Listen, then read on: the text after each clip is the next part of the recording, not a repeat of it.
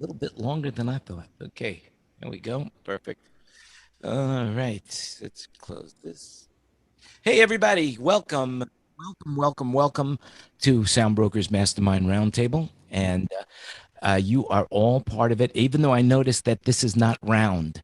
I noticed it's like square. It's almost like, what was that show where they had all the pictures on it? Like, it was like, what, the Partridge Family or something like that? What was that? Anybody remember what show that was? Yeah, yeah, Was it the Yep. Partridge Family? And then of yeah, yeah, course there's yeah. Hollywood Squares. Oh, the Hollywood I Squares. swear.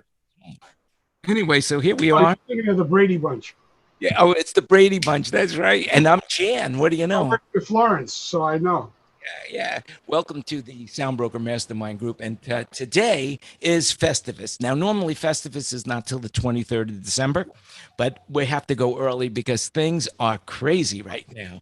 And I have some things that I want to vent on, and I'm sure everybody wants to vent. So if you're not familiar with Festivus, Festivus is a fictitious holiday that Seinfeld started from Frank Costanza, where basically it's the airing of grievances. So there we are. If you haven't seen it, just Google on YouTube Festivus, and it's Festivus for the rest of us. So with that in mind, there's a few good things that I want to talk about, but I want to welcome you all and thank you all for participating, because the whole concept of the mastermind group is to put like minds together so that when we go through this tough time, we'll all be here to celebrate when it gets better. And I believe that it just might be getting better. So that's a good thing. I just got a text from somebody, and basically saying that people are now going to be able to congregate in lots of 250. So shows should start to happen in November. So, you know, I mean, I can't wait to go to a big concert where there's only 250 people in it. But then again, so that's the story. By the way, we do have a special guest here today. We have Jen from Shore, and I want to thank you for coming. Of all the days you picked to come, Festivus, I was so curious. I had to know. yeah, you picked Festivus to come, which is going to be crazy. But that's how it's the airing of grievances. And I saw, I'm sure you have airings of grievances as well. Although I will say one thing, Jen, I did see your special with the NBA with the guys from Firehouse, and I thought that was brilliant. And you might want to talk about that before we get into the Festivus holiday here. You want to talk a little bit about what those guys were doing and how you were involved with the NBA, because that's fascinating stuff. Fascinating. Yeah, happy to. Do you want me to talk now? Surprise. Hey, All right, cool. So those of you who aren't aware, during this whole COVID period, since we can't go out to visit our customers, we've been doing a ton of webinars. And Fridays, we do workflow webinars. So it's just kind of highlighting, different things that people are doing, like what their workflow is, what they're, just to kind of get some visibility to different, styles of working, see what people are doing out there. And gosh, was it last month? I don't know. Time is muddy right now. We got Vinny and Art, who were both in the NBA bubble. And one of them was on site, which was great. So he could kind of show us some of the things that they were doing. And we have those archived, actually. If you go to sure.com/webinars, you can check those out. So they could tell us like what kind of the cleaning process is, and they had like different teams. Like if you were in the green zone, you had certain access, and if you're in a different zone, you had different access, and like no paths could cross, and just like the handover of the different microphones to like the refs with like cleaning, and it goes to a different area, and so nobody touches anything. Was definitely super interesting. So. Yeah, and not only that, Vinny was showing his actual formatting of the Axient system on how he was routing all of that, and all of the way that he set it up in the road cases. So I thought it was really fascinating, and you did a great job. You did a really good job on that. Thanks. It was fun. We're doing actually this Friday, 10 a.m. Pacific time. I hope you don't mind. I give a plug. No. We're doing the. I don't know if y'all saw, but like last week there was a socially distanced award show, the Academy of Country Music Awards. Like actually did an award show like with bands and did it live. And so we have Mark King, the production mixer, Tom Pizzo, one of the monitor mixers, and Craig Ravello, one of the A2s that will be on with us this Friday to talk about what happens with a socially distanced award show. What's the new workflow look like versus what it was last year? So that should be fun. Very cool. Before, would you mind if I see if anybody well, first of all, Jen, I don't remember your exact title, but I know that you're a bigwig over at Shore. What is your title? So I'm in entertainment and artist relations, basically the technical arm of field help for, things like award shows and broadcast shows and NBA bubble or, whatever people are trying to figure out. Make sure I've been doing a lot of trainings actually, which is so exciting actually. A lot of the, some of the productions are going back and we have, people are like, okay, I haven't touched my gear in 6 months. Let's go over everything. So we're all ready to go. So I'm excited to hear a lot of, at least in LA, some of the productions like the episodics and stuff are coming back in October. But yeah, I do training, I do demos, how does this work? Oh my God, I need X. What's going on? Those kind of things. So you have a white sheet on how to dust the equipment off. That's it. How to dust. Factory reset. No, just kidding. So anyway, does anybody have any questions for Jen while she's in the room? That's it. There's a lot of questions. There you go. I think it's you surprised everybody, and you surprised me for showing up as well. Well, you surprised me for calling me out. I just thought I was going to lurk in the background and hear what everybody had to say. Well, anyway, one thing I would like you to do, if it's possible, in the chat, just put that Shore webinar, Yeah, totally. You got it. Put it in the chat and everybody will save it and we archive it and we put it out there. So it'll be great. Okay. You got it. Thank you very much. And feel free when we get to the point of airing our grievances, you're more than welcome to come out and say whatever it is you need to say as well. Amazing. Thank you. Anyway, so Michael Brown, I had called Michael earlier because Michael Strickland sent us an email regarding Level Up, which is the live events festival. And so, Mike, did you get a chance to look at that or not, or did I just blow the whole thing too? I'll speak for Michael because he's muted. Okay, what do you say? Oh, go ahead. I forget it's not my call. On my calls, I'm unmuted. Everyone else is muted, which is really how the world should work, what I think. Yeah, so I read Mr. Strickland's email and then I went to the website, and the website was actually much more edifying because it's very well laid out. And so essentially what they're working towards, this is a new organization. It was created, seems to have been the brainstorm of Keith Levinson, who's, I guess, musical director for The Who. And he got a few other industry people, some folks from PRG, some Tour Tech, a couple other folks in the industry. And they're working towards actually hosting a concert event at the PRG Soundstage in Nashville later this year.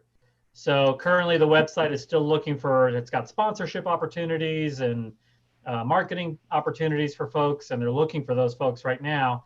But from what I gather, the bulk of the money raised, I don't know if it's all the money or just the profit or how that works, but is going to go to 3 different charitable organizations that benefit folks that are in the live entertainment business. So they don't have any artists yet. They don't have a firm date yet. So it seems to be very early in the organizing stages. But the website's good. Tons of information. It's got some videos. Roger Daltrey's on there. Forget who else I saw. A bunch of different artists are on there voicing their support. So I think it's got a good chance of happening. We'll see. We'll see what comes of it, but it looks like it's starting out on the right foot. Yeah. Now, Ken Porter, you're in Nashville. Have you heard anything about it? Did they tell you anything about it at all? Strickland's email last night. Yeah. That's the only I've seen. I don't know anything about it. Yeah, it looks good because the roadies are going to be involved in it. I mean, the whole concept, it seems to me, is for people that are not business owners that just are in crews that are out of business, out of work right now. Because that's the scariest thing of it all right now, is that the labor. Because right now people are struggling. Nobody's really working as much as we should be working, so people have to look for other jobs at Lowe's or at Walmart's or wherever they can get a job. And then, of course, the challenge is that when they submit their resumes, all of a sudden they're overqualified. And then those people feel like, wow, if we hire these people, then they're going to be gone as soon as the concert industry comes back. And so, and that brings me to my first grievance. My first grievance is, why is it whenever I fill out a form that requires my industry, the entertainment industry is never in that list? Why is that? I always have to pick other. Is there anybody who wants to say anything about that? Is that, am I the only one that bothers? Chris, what do you say? I see you looking at it like you want to just, you're dying to say something. Well, it's because there's no class in college for AV. No one wants to push an overhead projector. No one goes to school to learn how to push an overhead projector out into a conference room. I beg to differ, sir. I beg to differ. I am the immediate past chair of the advisory board for the Entertainment and Engineering Design program at the University of Nevada, Las Vegas. It is a 4-year degree in designing AV systems. Not designing. I'm talking about being the geek that pushes the cart into the room. Oh, well then, yes, you're absolutely right, because even I don't want to do that. Yeah. That's funny. Dan, there's a new career path going on for you too. Yeah, there it is. Well, that was my very first job in the entertainment business when I was in public school. I was the one who went in and pushed the cart and plugged it into the wall and played the Pledge of Allegiance. 16 millimeter film, my friend. That's it. That was because I didn't want to. I want the class that I had afterwards. I didn't like, so I could be a little bit late to that if I did that. So that's why I picked it. But it was a great moment in time.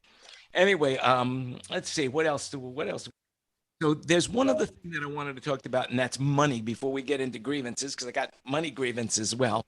But I was just reading about the SBA loans, the small business loans, for up to $5 million. And I found what they're considering. This came from Hartford Insurance, which is, I guess it used to be my insurance company. I don't think they still are. Actually, I moved. But they sent me this article that I started reading about SBA loans and how to apply for them. And it's the ultimate guide. It's from a company called Fundera, if I'm pronouncing that right. And if you look in the chat, the link is there. So if you're thinking about going for an SBA loan, that's what is available. So now I want to talk to you about one of my other grievances. And this happened this week. It's called bank fraud. Bank fraud is my grievance right now because basically 2 weeks ago, we got hit up with identity theft from DETR, which is the Department of, what is it? Michael, what does DDR stand for here in Nevada? The Department of Employment, Training, and Rehabilitation. That's right. And anyway, so somebody claimed they were me and applied for unemployment at my company. And so I immediately freaked out over this, and I called them. Of course, you couldn't get through on the phone. I sent them an email. I never got a reply. I faxed them. I never got a reply. And then finally, I just called them and called them and called them. Finally, I got somebody on the phone, and this is what they said to me: that, hey, we understand we're getting so much fraud, we can't handle the fraud that we're getting.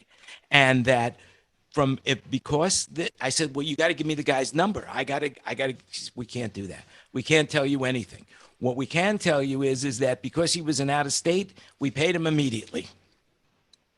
And I'm saying to myself, paid me immediately. There are people here in Nevada that legitimately should be getting unemployment insurance and they can't get it. And yet a thief from out of state, boom, just has to apply. I couldn't stop it. Of course, what they said is, I won't be charged for it as a company, but hey, there we go, lock in the credit report. And by the way, one of the things that I'm not grieving about, but I am telling you about, if you don't have a service like Identity Lock or LifeLock or any of those services, you're making a big mistake right now because fraud is rampant, I tell you. So let me tell you about my other bit of fraud. And then anybody want to jump in on, just interrupt me. All right. Because man, this is the airing of grievances. I tell you, the airing of grievances. So I'm laying on the couch. It's 8 o'clock at night, Wednesday night. And I have alerts on my bank account. Now, if you don't have alerts on your bank account, you're making a huge mistake. So if you haven't done it, get off this seminar right now, whatever it is, the roundtable, and go and set up alerts. Because if you don't have it set up that any charge that goes through either your credit cards or your bank accounts for more than $1 and you don't get alerted, you're a fool. And you know what they say about fools? A fool and their money will soon be parted. So anyway, I'm on the couch. Text comes through. I'm being charged $888.88. Now, let's not forget the 88 cents because that was important. And that is the symbol for Bank of America to let you know that you've been frauded. I guess $10.50 would have been good enough, but $888,888.88 is the symbol that your account has encountered some sort of fraud, and your account is going to be closed. And what Bank of America does is they freeze your money, which is not cool whatsoever, and then they shut the account, but it's taking forever for them to shut the account. And whenever you call them up, this is what they say. Bank closing department, because as soon as you push in your number, now you get routed to the bank closing department. Bank closing department, how could I assist you? I want to know what's going on. Sorry, all I could tell you is you've been frauded. All right, thanks a lot. When am I going to get my money? Well, 14 business days after the account is closed. When are you going to close the account? I can't tell you that. You know, is there anything else you'd like to know? And it's so frustrating, so frustrating. So anyway, my recommendation from this is, in the grievance side of it, is never stick with one account. No matter how much your banker is, no matter how pretty your banker is, and she begs you that she'll give you more interest or whatever, spread your money out. Make sure that you have at least 2 business accounts at 2 different branches, 2 different banks, not 2 different branches. Now, here's another thing, and I'm willing to bet anything that everyone else in this room, or at least someone else in this room, has got something to say about being frauded with their money. So who wants to jump in? Oh my Lord, come on. It's been a long time since I've experienced legitimate bank fraud, as in a stranger taking my money. But I will say this, something I learned the hard way a few years ago. Those of you that accept payments via wire transfer, if you read the fine print, in almost every case, the wire transfer is a 2-way street. So if they put the money in and then change their mind, whoever your customer is, they can simply contact your bank and then take the money right back out.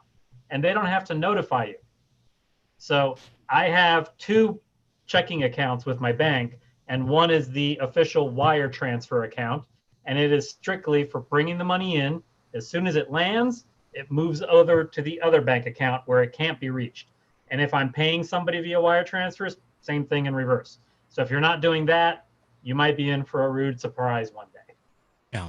Well, one thing I will correct you now, Michael, because they must have changed the law since then, because the wires cannot be clawed back only by a bank. Only a bank can claw back the wires. Whereas if you're using PayPal, PayPal has up to 180 days for no reason at all. If you sell something and you get money from PayPal, within 180 days, the person who bought it from you can contact PayPal and say, hey, I didn't get what I paid for. I didn't do that, whatever reason they want. And then they're going to freeze your account. And then you're going to be in an arbitration between PayPal and the person who sent you the money. And that's why we never took PayPal. You know, so, but as far as the wire goes, also the other thing it might be is a bank check. Now, bank checks can be pulled back, but it's more difficult. And if it goes interstate and they pull it back, then it's considered either, if they do it with a wire or a bank check, then it's interstate fraud and mail fraud, and it becomes a legal matter. So you're kind of protected in that respect. And this comes from years of working at Dun & Bradstreet in their receivable collection department. So anyway, there it is. So anybody else want to share anything they want to know about this? I want to say something. Yeah, that, David. my mother had her checking account frauded. And we found out that all you need is the account number, the routing number, and the name. And you can grab money out of somebody's account. As bad as that sounds, that's how bad it is. You don't need to prove anything. Routing number, account number, and name, and you can grab money out of the account. Terrible banking laws. Yeah, it's crazy right now. It's just absolutely nutty out there, and more and more people now are unemployed. More and more people are feeling the pressure, and this is really going to separate the men from the boys, and those people who were brought up with the fear of God in them, knowing that for every action there's an equal and opposite reaction. But there's going to be I noticed that since March. I had to call the police 5 times to have them come out to my building because we were having problems out at the building, and I'm in a pretty decent neck of the woods. But it's going to get worse because right now they're saying so many people are going to be homeless, and I am really nervous about that. And I don't want it to be one of us. That's for sure. I don't want it to be one of us. So anyway, what else? Who else has got a grievance? Come on, there's got to be someone else here with a grievance. Who's got a grievance other than me? Nobody. All right. Nobody's got a grievance. What else is a grievance? All right. Being single in Las Vegas. All right. All right. I'm not going to say another word. That's just a grievance, being single in Las Vegas. All right. I mean, the fact of the matter is that I can't travel anywhere in the world right now as I'm used to traveling, and I'm stuck because of the COVID. Could you imagine the fact that in the world, who would have thought that a United States passport would be meaningless except in Mexico? You can't even go to Canada right now. I can't even go to Canada if I wanted to go up there to be up in the the upper Rocky Mountains or whatever, Will they take me in New Orleans, Steve? That's what I want to know. Can I get to New Orleans? Yeah, I don't think that's a problem. Unless you stay down at the camp. As long as you have, temperature meters over there. So hey, I got it. As soon as you walk in the door. So, Michael, yes, 2 weeks ago, Tom was talking about health, and you were going to order that kit. Did you get the kit? I did get the kit. Thank you, Tom, from Biome. And I sent it in, and I got an email from them saying that my sample wasn't viable. There you go. There's a grievance. I love it. So they're sending me a replacement kit. Yeah, they'll send you a free kit. Yeah. It's already on its way. I was expecting it today, actually. Yeah, the first time I took the test, it took me twice to get it right. Yeah. So I didn't handle the sample properly, apparently. To show you're not as full as crap as people thought you were. That's all. Now when it's actually about how you mix it. See, and I did that part very, very well because I actually have a clock with a second hand in my bathroom. So I was very, very diligent about it. So I don't know what went wrong, but we'll do it again. Stick with it. You'll the results will be really, really valuable for you. And 3 to 4 months from now, you'll appreciate the changes that occur. And then there must have been some sort of mistake or, some sort of issue at their end, because then they sent me another email, a second email saying, hey, we need to send you a replacement kit. My daughter saw that. She said, go ahead, get the second one and let's use the cat's poop and see what happens. But I didn't think that'd be that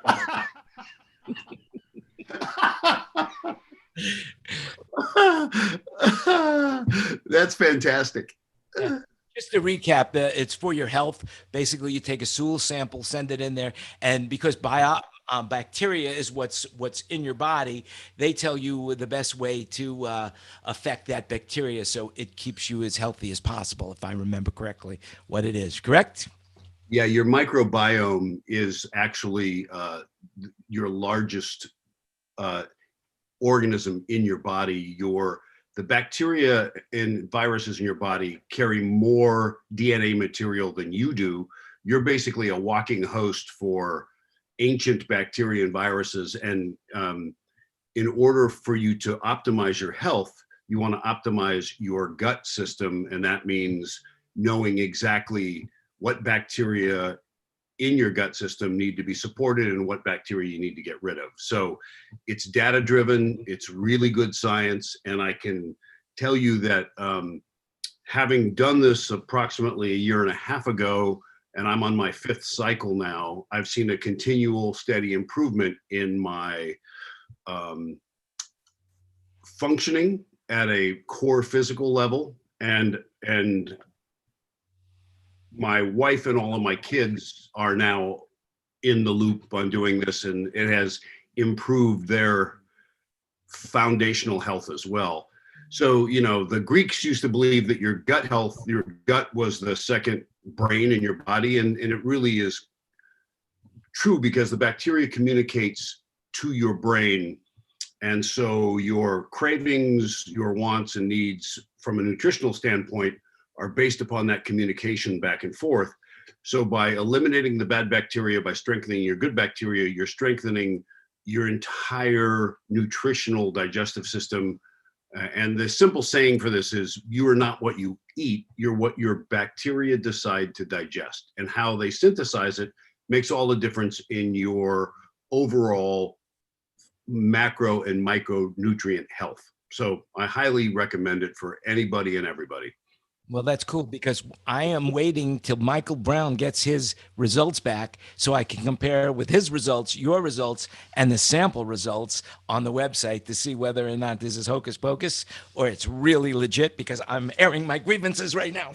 Right. So, you know, I gave you this example previously. So I've been happily married for 30 years. And you would think that because I live with this person and eat the same food and share the same environment, our microbiomes would be similar.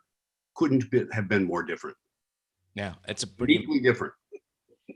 And jumping right into my other grievance, the fact that you're married that long and I'm not married at all. That's, but at least the one thing I can say, when I go into my refrigerator, whatever I left there, when I get back there, it's either still there or it's rotten, one of the two, but it's still there. Anyway, speaking of which, now let's talk about COVID, and not in a bad way. Let's talk about it in a way that right now, I was listening to Bobby Schneider. I don't know if you know Bobby, but he was talking about COVID compliance. And now, whenever we come back to the shows, we're going to need a COVID compliance officer.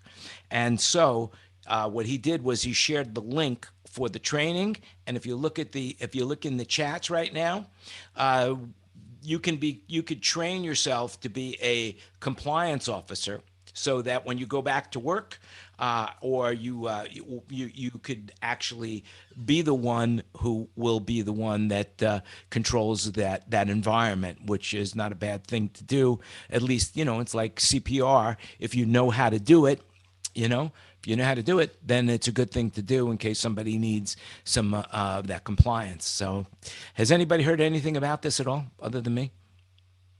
Yeah, the construction sites here in Las Vegas already require a COVID compliance officer. A lot of times it's just going to be the safety director for that site, for that company. But the challenge is, it looks like the way it's going to roll out legislatively, and it's still early because we're in between sessions in Nevada, so who knows what happens because we only meet every other year in Nevada. So by the time the next session rolls around, it might have all died down. But it's currently looking like the requirement will be to have a COVID officer per site, as opposed to a company safety director, which is usually just one per company. So it might become sort of like OSHA 30 is becoming here in Nevada, where everybody has to have it at a particular venue. You will also have to have somebody who's a COVID compliance officer at every venue for every event, including things like load in, load out, all that, everything from the moment the doors open till the moment they close. Yeah. I just think you can be the guy who tells the promoter we're shutting you down. Yeah. It would be not a great place to be, especially if that's who's hiring you. So what's the compromise there? Yeah, I don't know that I've seen, like, because generally I would have to think that, because it's OSHA that's leading the push right now, or the Nevada version of OSHA, the Department of Job Site Security, I forget what they call it.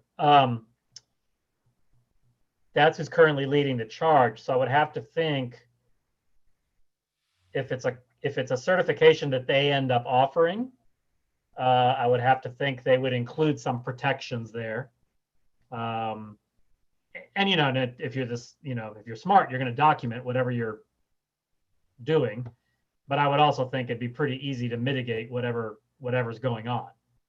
You're just going to have to be independent of the promoter, maybe hired by OSHA instead.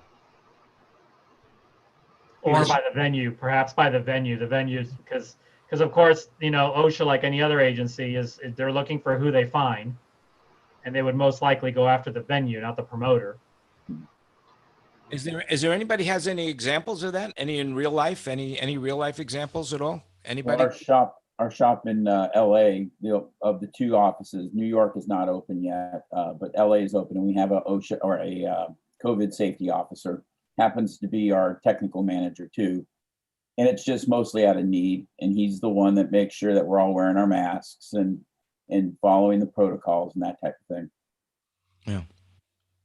Well, yeah. And Jen and everyone else in all the TV production back up in LA has a COVID-19 person on show site. Well, we should have somebody here to air their grievances. The grievance. Oh, nobody's hands up. I'll go. I have a grievance. Okay. So it seems that these days, whenever I'm making phone calls and I get a phone call, there are certain people that just don't want to get off the phone with me. They want to talk about everything under the sun, with the exception of, hey, I got some business for you. All they want to do is blah, blah, blah, blah, blah, blah, blah. Now, I feel like, I understand that, I'm a good listener, but the reality is it takes away from my time management skills. And the reality is that we need to have some time management. And I've been thinking about this a lot, because it's not like when we used to be in school. You remember when you used to be in high school or junior high or whatever, you had a class between 9 and 10, and that could have been geometry. And then you go to the next class at 10 o'clock or 10:05. Well, I actually never made it in time to any of those classes, so I can't really be sure on the time preference over there. But, then you have biology, and then you have history, whatever. And you would cubbyhole your time so you would get a lot done. But now when we come to work, I don't say, well, from 8 to 9, I'm going to be talking about, speaker systems. And from 9 to 10, I'm just going to be talking about microphone systems. And then from, whatever the next hour that comes up after that, I'm going to be talking about, transportation and tricking and blah, blah, blah, blah, blah. And so all of a sudden you find yourself, dealing with this. And next thing you know, you say, where's the day gone? And you haven't really accomplished all of the things that you were hoping to do, especially, you're saying, hey, I'm going to take the day off today. And then you find that, you don't take the day off, So anyway, I was reading this thing called 15 time management skills that you need in 2020. And believe it or not, it's in the chat. There you go. So if you've got some time management situations that you're having a little challenge on, hey, there it is. You could go read about it. But so, John Prado, I can see that your time management skills are as sharp as a tack. So tell us about, what time do you get up in the morning? In between 5 and 6. And what do you do at that early hour? That's an ungodly hour. You know what I'm doing. You know what I'm doing. Well, I might know, but I'm part of the office hours, the Alex Lindsay Guild. We meet every morning from 6 to 9, and it's mostly video streaming guys, but we've got a few good audio guys in there too that you guys I'm sure know. Alex Lindsay came out of ILM and has been in the event production business, mostly on the streaming side for the last 20 years. Now he's doing virtual events. And that's 6 to 9. We've met every day since March 25th, 3 hours a day in a row. We haven't had one day off. Mother's Day, Father's Day. We're on every morning with that group of guys, and it's proving to be very fruitful for us. Now, is he paying you for this? Negative. Oh, he's not paying you, but you're paying me the same thing you are. Well, the check is in the mail from the fraudulent bank account that I just closed. So don't worry about it. You'll be getting your fair share. So one of the things is I keep saying this is not the Jan Landy show. So I'm trying to focus in on people that. So Ron, what's your grievance? You got any grievances? All right, I guess not. I guess Ron doesn't have. Yeah, I wish I had. We're all good here in Canada. We're great, other than the borders closed, so we can't really go to Florida. And not that we maybe would anyway right now, but that's the only grievance that we have. And we can go to every other country, but we can't come to the U.S. So, What about Vancouver? Isn't that nice this time of year? it's beautiful this time of year, yeah. But you understand, I mean, Canada is pretty big. It takes me 2 hours to fly to Florida. It takes me 5 hours to fly to Vancouver, or 5 hours to fly to Nova Scotia. So, Canada being really wide, it's a pretty big country. Right. Well, that's I guess it's the first time that I could ever remember where they won't let Americans into Canada. It's usually the other way around. Jan, I think they'll let me into Canada. They will, Paul? Yeah, I think because my wife is Canadian. She has Canadian citizenship. Maybe I could get a pass. Is there such a thing as that? Canadian citizenship to get to Canada from America? Unbelievable. How do I apply? You marry a Canadian girl. We'll see if we can fix you up, Jan. In the Vietnam War, I was a fool. I enlisted instead of going to Canada. I could be a Canadian citizen right now, but no. I'm living here in Vegas, Well, oddly enough, there's people all over the world that were marrying American women and paying them so they could get their green card. Now it's kind of working the other way around. Yeah, American women are looking for Canadian guys so they can get their green. They can get their passport to get into Canada. So. Yeah. Well, whenever I travel, I always travel with a maple leaf on my bag. I never travel with the United States flag. That's about it. Not that I don't love my country. I do love my country, but but I find that everybody loves Canadians a lot more. So that's where we go. It's airing the grievances once more. Steve, you got any grievances? What's going on? How the fish jumping? You catching any fish lately, or you Cleaning the dock from the storms. Say again? It's been a cleanup. A cleanup. Tell us about it. Yeah, we've got high tides over the dock and just leaves a lot of debris and stuff. We have to just go clean it. Haven't had a chance to do any fishing. Now you're doing some shows, right? Didn't you just do something? Yeah. Actually, we have one in Atlanta next week. Yeah. Well, there you go. Thanks a lot for sharing. I appreciate it. We got a couple things. So let's see what else is going on. So Ken Porter, are you there? What's going on with you? Just fighting with the bankers. Yeah, well, bankers are really fighting. As a matter of fact, while on the air, I saw the new bank that I'm with is calling, So, by the way, there is a service right now, which I could highly recommend to you guys, I don't know about you, but all of a sudden my phone seems to be ringing all the time for people to sell me timeshares. They want to buy my house. They want to sell me solar panels. I mean, are you with me on this, guys? I mean, is anybody else getting these calls? Well, and this is my family calling me. So, anyway, so I said, look, Ma, I won't buy any solar panels. Sorry, get another job. Do something else. Sell pens or copy paper. That's pretty. I bet the copy paper industry's got a lot of grievances right now. Who's copying these days? Where's the paper? What's going on around here? I guess there should be more trees, except they're burning down. How's the air out there? I just saw that the smoke from California is like all over the place. Is everybody breathing okay? Yeah, well, I'm in Hollywood. We don't smell it at all. We did it last week for 2 days. We did, but not anymore. That's normal, I guess. But what was I saying? Oh, yeah. So there's a service that I just experimented with, and it seems to be really, really good for your phone, and it's called RoboKiller. And basically what it does is it screens your calls. So if the phone number is not in your phone book, then robocall intercepts it. RoboKiller intercepts the call and basically says this call is being answered by RoboKiller. If you want to speak to that person, state your name and the reason for calling. You can't control that. Maybe one day they will allow it. And then if you do speak, whatever, somehow their AI, their artificial intelligence, picks that up, and then it puts the call through so that you could see who's calling. So they tell you who's calling, which is pretty cool. It's really good. And if it's a spam call and they know it's a spam call, they screw with the people. They've got these outgoing crazy messages that they get these people who are spammers, that their numbers are reported. They just spend as much time as they can. The AI system is trying to keep them on the phone as long as they possibly can. So that service is called Robo Killer. If you haven't tried it, it's free for 7 days. I'm trying it right now. Let me give you my phone number. If you're not in my phone book, you can call and we can see how it works. All right.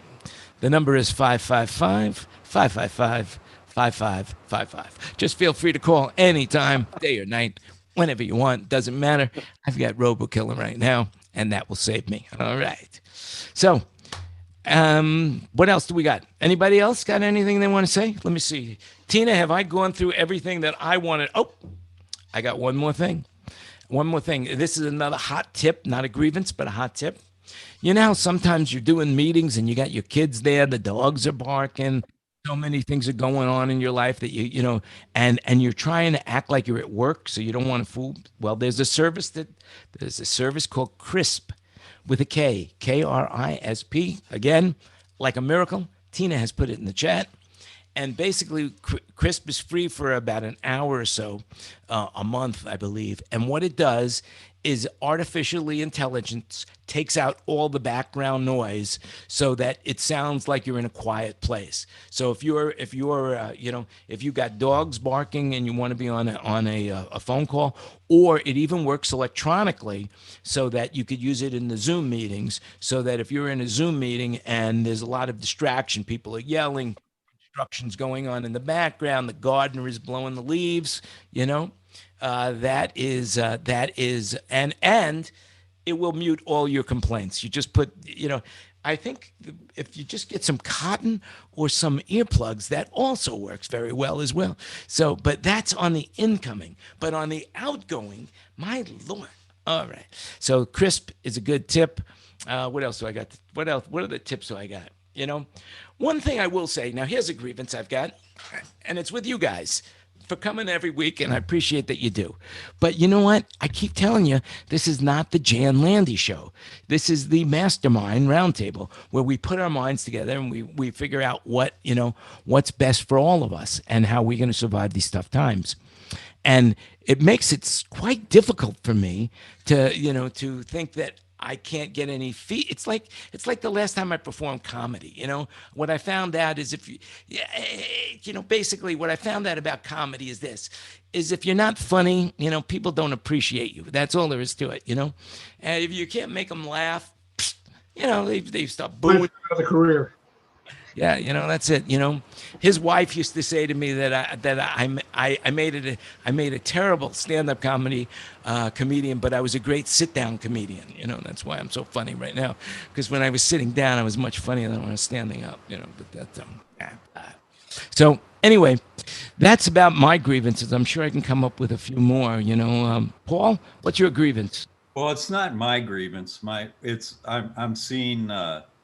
Austin, Texas, where I live, is the live music capital of the world. And, we're the live music capital of the world. Well, all right, we won't argue that now. Your shows are on. But let me get to my point. The point is, from Los Angeles, all these musicians are really suffering right now. First, there's the cancellation of South by Southwest, and they're all out of work. It has to impact your industry, the industry that the people in this room represent, the equipment industry. If the musicians are suffering, I'm sure the equipment suppliers are suffering. I'm not a musician, but I feel their pain. I feel they have a grievance to bear. Don't you think, Jan? Well, we all know that, because it's not only the musicians, but it's the people that support the musicians as well. The roadies, the ticket takers, the ushers in the theaters, the concession people, the people that sell the T-shirts, the merch people, the truck drivers, the bus drivers, everybody. Kenny, you were telling me the other day about the problems that the bus drivers are having. You know, in Nashville, that's like the hub of where all these tour buses come from. And we were talking about the residual effect of no touring. And tell them what you told me. Basically, what's going on is the banks are in trouble because they have so many buses on leases or leased or loans, and they're getting sideways, and they're coming up on the third quarter audit. And because of the justification, they're insolvent, and the FDIC is about to seize some banks over it. Now, if that's not a grievance, I don't know what is. You know. But there is some there, you know, it's so Paul, and what you're saying, it's true, but it's not just the musicians. It's look at us. Look at what's going on with these guys in the room right now. You know, that it's very, very, very difficult. Look at, you know, my friend David up there on the in the panel. David is an engineer. Tom Source is an engineer, and Tom is the engineer for Lord of the Rings. And I hope I'm not going to make you sad, Tom. But tell him how much work you lost. Tell him where was this tour going? Yeah, so I had 32 concerts booked this year between Lord of the Rings and some of my Star Policy stuff, and all of that got wiped out. But you know, I'm more fortunate than most because I'm toward the end of my career, so I have savings and I have things I can draw upon, and I have an established net worth. I feel horrible for the people in their middle of their career because this is devastating for them. So you know, is it an inconvenience for me? Sure. Do I miss my passion? Yeah, but financially, I can get through this. I just feel sorry for the people who are in the middle of their careers. Those, you know, 28 to 42-year-olds who are, this will take them 3 years to recover. Yeah, and I would agree with that. You know, it's like, you know, now, John, what are you seeing right now as far as the streaming, you know, for the convention stuff? That's where you're headed with Talent Pros Live. What's the feeling out there right now? What are you feeling? What are you seeing? The Las Vegas Convention Authority had a little summit about a month ago, and they said 550 events were canceled just in Las Vegas. And so if you say at least 20% of those are going to go online. And I posted in the chat room a interview today by Mark Benioff. Mark Benioff is the CEO of Salesforce.com. And it's a shocking video to watch. I just found it like 30 minutes ago. I suggest everybody watch that. I've been in streaming for 24 years. I got caught by COVID.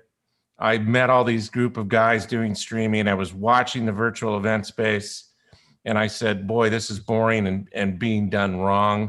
There's no production value. Lighting's bad, audio's bad, production sets are wrong. And so we bring Las Vegas style production to these virtual events, and our phone's ringing right now. And the other guys in this business, in our guild, are booking gigs. Tony Robbins is he's jumped into this thing with both feet. His last production was $9 million production. And he produces now from his warehouse in Florida. He did an event about 6 weeks ago. He did $9 million in 3 days, had 22,000 people watching this event. It was all done on Zoom. Our guys produced it. Audio, video, everything moving up into the cloud. So the video stuff's up there now. The audio stuff's moving up into the cloud. So our TDs and the A1s are sitting at their house using remote control consoles or boards to control the stuff up in the cloud. So times are moving forward and changing. That's basically what Benioff says. And we're seeing a pipeline of productions now through at least the fall of next year in the virtual space. And we don't think that's going away. Now, give us the Reader's Digest version of Mark Bennington, what he said. You know that you said with the video that you posted. Give us just the Reader's Digest version.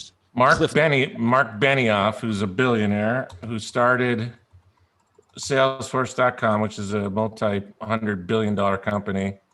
And let me just read you what he said here. I just posted this on my site. Let's see, if you click on this link that I have up here, it's at the very top. Right. We're in a new digital world. In an all digital world. The past is gone. It's not coming back. We need to rebuild our companies, our organizations, and ultimately we need to rebuild ourselves to be successful. That's what he said. And this was on CNBC today. Yeah. I don't see the link in the chat there, John. Where did you post it? You know what? You're gonna have It's the first link in the chat. I think he came in You gotta go after to the I top. posted it. Oh, I came in after. That's why. So Can you I'll copy and paste it again? I'll post it for you.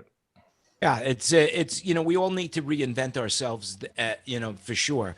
Everybody needs to reinvent themselves, and we need to reinvent ourselves. But this is an opportunity. I want to say I have a friend who used to be the doorman at one of the nightclubs that I attended. And he's now I see his videos on Instagram and Facebook. This guy's skydiving now. He's going camping. He's going hiking. He's doing all of these crazy things that I'm sure in his real life, when he was working as that doorman, he never had the opportunity to go into the woods or go or do with half the things that he's doing right now. I'm not about to go skydiving, but I've been thinking about maybe walking into the backyard and seeing what it's like out there. But the reality is that we've got to reinvent ourselves because if we're in this business, we've got to figure out how to survive. And so maybe that is an opportunity. And this week was a bad week because I spoke to 3 different people that let go of their entire staffs. I spoke to people that have said, I've got to go chapter 7 this week. And I've never heard that before. I've never heard it like this before. And so it bothers me. And it bothers me what I see is where, and I'm not going to get political here, but I'm going to state a fact, is that the reality is we need this money. We need the restart program, what Michael Strickland's talking about. We need to get some money into people's pockets that need to afford to pay their rent. We need some things from the United States Congress, but instead they're dicking around with the Supreme Court justice instead of putting money in people's pockets right now, which what we need right now. And I'm not going to say whether I agree with who their choices are or not, but if you watch my Facebook page, you know how I feel about it. But the reality is we've got to get these senators to realize that, hey, there are people that are starving right now, and the priority is not the Supreme Court. The priority is us. The priority is the people of the United States to get people to get money in their pockets. And that's what I'm airing right now. That's the grievance that I am airing. And there's so much stress out there. And so one of the things that I've just done right now is I put an article in that I read that I thought was pretty good, and it's how to cope with the stress of Corona. And you might want to look at that. Look, I don't know how much time everybody has to read articles and stuff like that. That's why I like the abridged version. Breathe deep.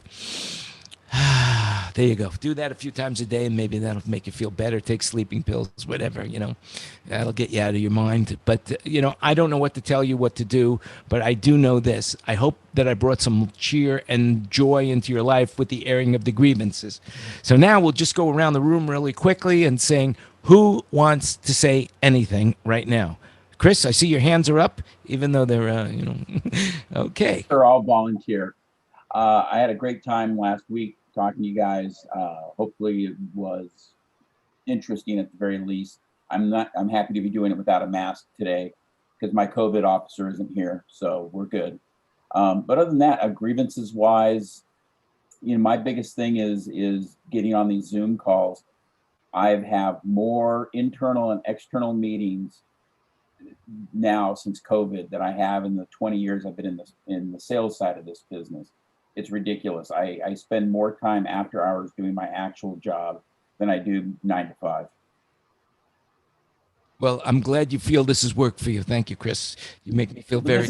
This is enjoyable. This is my lunch hour, by the way. So Bruce, you're sitting here. You're absorbing it all. You must have something. What grievances do you have? This is Festivus, man. Or do you want to do feats of strength? We could do feats of strength, but you have to unmute yourself because that's one of my grievances. There you go. No. Nope, you're almost there. You're almost there, Bruce. You're so close. You're so close. You're so close. The other thing left. There we go. Oh, there you go. You must be an audio engineer, right? Is that it? Okay, yeah. Yeah, no, on the console, the mute buttons are really obvious. So, I'm kind of in a little spot that Mr. Source is in too, because I'm sort of at the end of my career and I'm in a situation that I'm not going under. But I kind of wanted 2 more good years out of this before, I officially, slide into retirement. But what I'm seeing, I'm a corporate guy. I got out of band stuff around 1980. And my couple of clients that gave me probably 25 shows a year can't wait to get back in the ballrooms again, because a lot of what they do, it's the building industry awards and another healthcare company, and what it's all about networking. A little bit of general session, handful of breakout rooms, and a lot of lunches and networking. And people are like, we're doing these meetings, and we can't wait till we can get back in the ballroom again. So I'm thinking, stuff is going to come back, but boy, it's when, Yeah.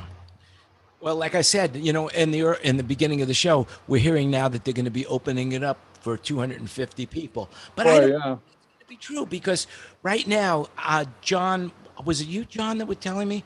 Somebody who was telling me that because that they had a rally here in Nevada in Henderson today, the cases are spiking. They're going nuts here.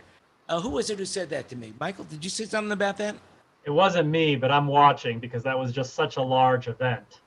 And it caused me some angst, of course, because my little trade show that I'm putting on to be John Preto's devil advocate, I decided in the middle of a pandemic to create a new trade show. And that's happening in the spring. So, but it's happening at the Ahern Hotel. And of course, the gentleman who held this 5,000 person maskless rally for the president was Don Ahern. So a couple of my exhibitors called me saying, hey, is there any relation between Don Ahern and the Ahern Hotel? And, do we need to be worried about our staff if we send them there? And, I had to assure them that wasn't the case. The Ahern Hotel, actually, in my mind, is one of the leading properties in Vegas in terms of cleanliness. They're using the foggers, they're wiping everything. It's impressive, their protocols. But I'm kind of watching to see what comes out of that Henderson rally, because you just can't put right now at this time in Nevada, given that we were for a little while one of the hottest states, and certainly Clark County was one of the hottest counties, you can't put 5,000 people in a pretty small space with no masks on and not have some sort of consequence. So I'd be willing to bet in this next week or so, this next week to 10 days, we'll know kind of how that fleshed out. But the flip side is, if you look at Sturgis, so far, Sturgis seems to have turned out to be a big nothing burger. Well, actually, I heard that the virus was spread from people that are Sturgis all over the region. But yes, there were people all over the U.S., but the numbers, just the actual raw numbers of how many people went to Sturgis and contracted coronavirus were dramatically low. Unless they all signed some sort of pledge to not be honest and not tell anyone. But last I checked, it was like in terms of direct cases, number of people who were at Sturgis who got coronavirus, it was being measured like in the 200 range. Way lower than what they thought. Yeah, those people also obviously went home and got some other people sick. But, at one point they were thinking that maybe 5,000 people would leave Sturgis with coronavirus. So it just all goes to point, I think, again, to nobody really knows for sure. Yeah, because we don't have any effective tracing in this fucking country. It's unbelievable. 7 months into this virus, we have no effective tracing setup. It's staggering. Yeah, I mean, you want to talk about grievances. I don't know who watched Rachel Maddow last night, but Rachel Maddow did some investigative reporting with the Smithfield. If you remember back in April, the Smithfield the meat packing plant was having an outrageous amount of cases, and so the CDC, their investigative branch, went in there and made recommendations. And somebody got a hold of that paper, and they say it's Sonny Perdue, who is, he's the Secretary of Agriculture, and he got into the CDC and he made them change the paper. And basically, what it said, we recommend masks. Right? That was just one example. And what they made him change it to is, if possible, we recommend masks. And wherever there was an edict that said you need to do this, they changed it by saying, if possible. And that was on the 21st that they had they had that paper, and on the 22nd the CDC changed it. And so we have if you want to talk about grievances, we are shooting in the wind right now because there's no control. Like you said, there's no sense of control. I walk around with my iPhone, and now the new version of iOS 14 has an app on it that says it'll notify you if you're involved, if you get close to anybody with COVID, supposedly. But if the person who doesn't report it, how is the phone going to know that they've got COVID? And what if they don't speak English and I can't understand the call? Hello, you got COVID? Oh, what was that? What was that? Bad connection. I was in a bad connection site and I couldn't hear it. So the reality is that wear a mask. Wear a mask. And even though I really don't like wearing the mask, because here in Vegas where it's so hot, who likes it? What? Who likes wearing a mask? Nobody likes it. Bank robbers, they love it. They wear it. Bank robbers. I would say bank robbers. I guess who else would gardeners? They like to do when they blow the leaves. Who else likes to wear masks? Some of these guys in the S&M world, I've seen pictures. Not that I've been involved in that, but I've seen pictures of it. What was that What was that ball that used to happen? The Pimps and Hoe ball or something like that. They wear masks. New Orleans, Mardi Gras, they like to wear masks. So there are people that like to wear masks. I don't mind wearing a mask every once in a while, but the reality is that it's so hot here, so you're breathing through the mask and your throat gets hot, right? And then you get home and you say, oh my God, I got COVID, my throat's hot. So you Google it, is a hot throat, a sign of COVID, and all you see there is, some movie about, porn, you can't get any good answers. I'm telling you, it's terrible. It's terrible. I wasn't planning on airing this grievance, but damn, all right, you got me. What else going on? To go the other way, yes. Instead of talking about what we need to do, let's talk about the fact that somewhere in the world, whether it's Israel or UK or maybe even the US, there's probably going to be a vaccine by January. That's far enough down the road. And if there's a vaccine by January, by March, we should all be able to start doing things normally again, or at least close to it. Well, So that's something to look forward to. Johnson & Johnson announced today that they are going into third round trials, right? And AstraZeneca now, they're back into testing. So there is a lot of testing going on.